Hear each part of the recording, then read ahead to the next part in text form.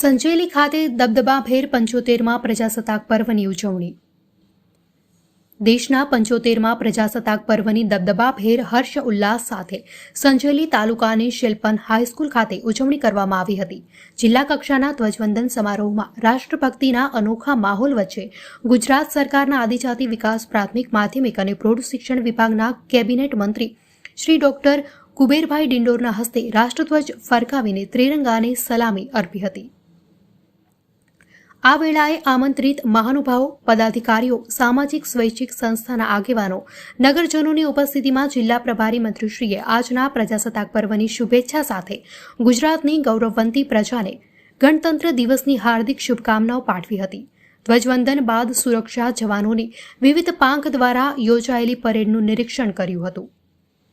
સ્વચ્છ ભારત અભિયાન, મેરી મિટ્ટી મેરા દેશ અને વાઇબ્રન્ટ ગુજરાત 2024ના સફળ આયોજન દ્વારા ગુજરાતના ઔદ્યોગિક ફલકમાં નવતર આયામો સર્જ્યા છે.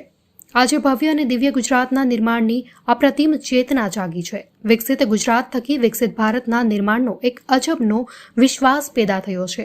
આજની ગુજરાત સરકાર એ કામ કરતી સક્રિય સરકાર છે, એની સૌ કોઈને પ્રતીતિ થઈ રહી છે.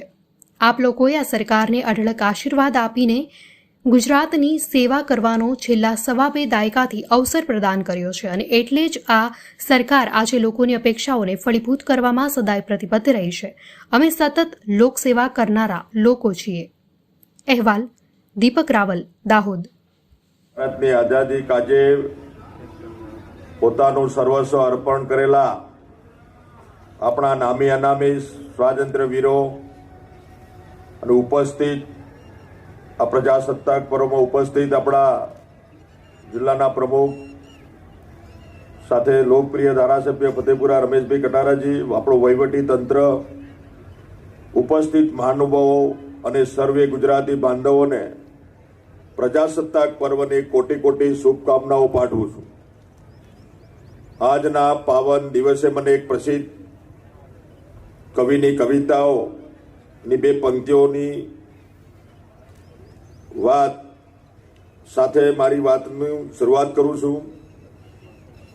मेरे भारत की महिमा तो सभी देवों ने मानी है, मेरे भारत की महिमा तो सभी देवों ने मानी है, तभी तो जन्म लेने की इसी भूमि पर ठानी है. यहाँ श्री राम की मर्यादा महाभारत की कहानी है, तो आए साथ मिलकर सब हमें संस्कृति बढ़ानी है. महात्मा बुद्ध से त्यागी, महावीर से ज्ञानी है, यशोधरा का विरह तो पन्ना की कुर्बानी है. करूं वर्णन में भारत का तो कम लगती कई सदियां, यहाँ पुरुषों में नारायण, नारी में भवानी है.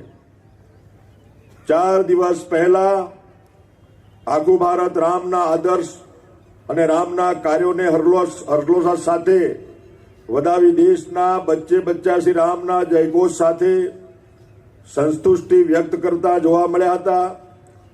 આપણા સર્વાધિક લોકપ્રિય યશસ્વી વૈશ્વિક નેતા સન્માનીય નરેન્દ્રભાઈ મોદીના શબ્દોમાં કહું તો રામ એક ઉર્જા છે, રામ રૂપે રાષ્ટ્ર ચેતનાનું મંદિર, રામ ભારતની પ્રતિષ્ઠા અને પ્રતાપ છે. દેશની આઝાદી માટે, દેશની આન બાન શાન માટે, દેશના ગૌરવ માટે જે લોકોએ પોતાનું સમર્પણ યોગદાન આપ્યું છે, ત્યાગ અને તપસ્યાની પરિકાષ્ઠા સર્જીને આપણને મહામૂલી આઝાદી અપાવી છે. આજે આઝાદીના અમૃતકાળમાં આપણે સૌ પોતાના સૌ ભારતીય નાગરિક હોવાનો ગર્વ અનુભવ કરી રહ્યા છીએ.